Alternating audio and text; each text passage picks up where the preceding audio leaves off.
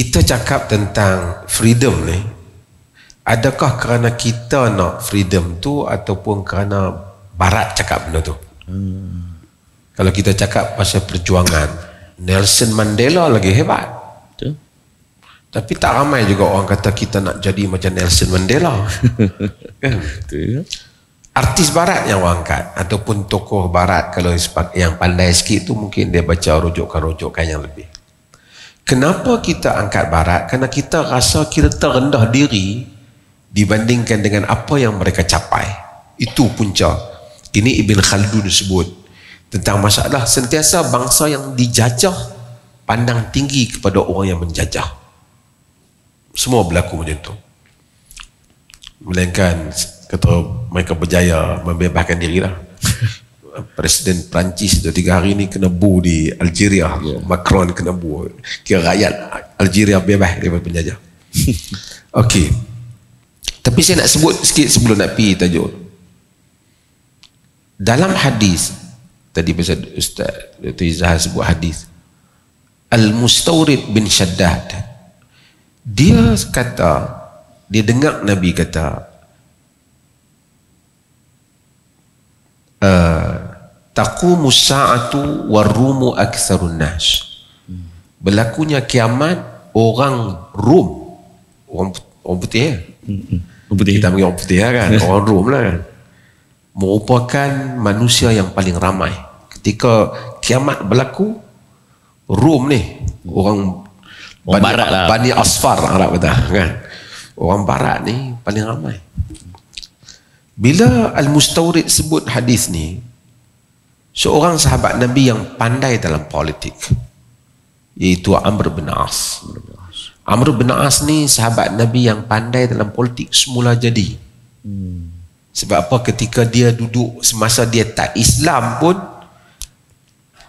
ada sahabat yang pergi berhijrah ke Habsyah, mendapat protection ataupun pelindungan sokong politik daripada Maharaja Habsyah. Quraisy hantar Amr bin As bagi berunding dengan Raja Habsyah, menunjukkan dia ahli diplomatik yang pandai, yang tahu tentang perkembangan politik, tahu tabiat-tabiat bangsa. Dia kata, afsir ma taqul. Betul ke yang cakap ni? Betul, maksudnya betul kan dengar benda ni daripada Nabi? Kiamat berlaku, Rom paling ramai sekali, orang kulit putih kita panggil kan. Kata Al-Mustawrid, aqulu ma sami'tu min Rasulillah sallallahu alaihi wasallam. Aku kata benda ni berdasarkan apa yang aku dengar Nabi kata. Tapi saya nak sebut ulasan Amr bin As sebagai pakar politik.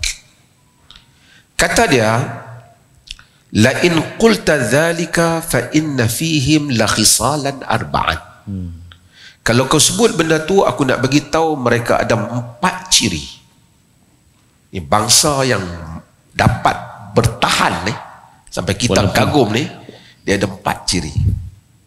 Yang pertama, kata dia, innahum la ahlamun nas inda fitnah.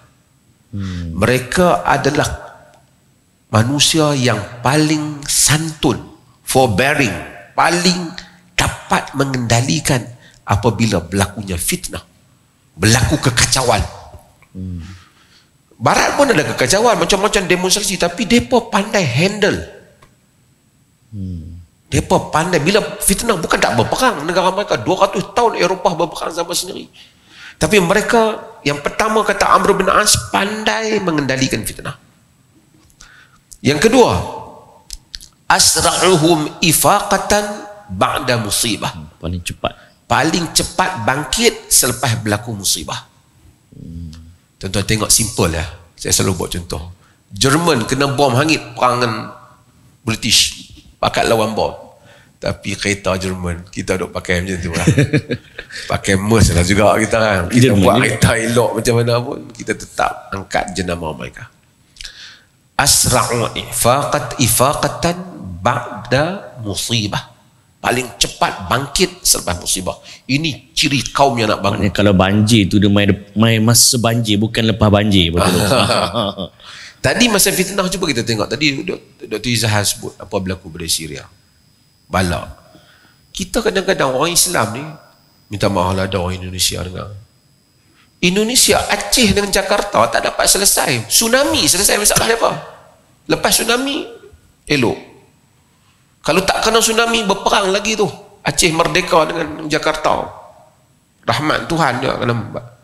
Tak tahu ni Pakistan banjir besar, kita duka cita. Tapi kadang-kadang negara orang Islam tak boleh selesaikan masalah bencana yang boleh menyelesaikan masalah mereka.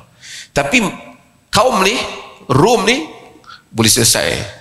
Yang ketiga kata dia, ausyaku karrah ba'da farrah, ausyakuhum karratan ba'da farrah.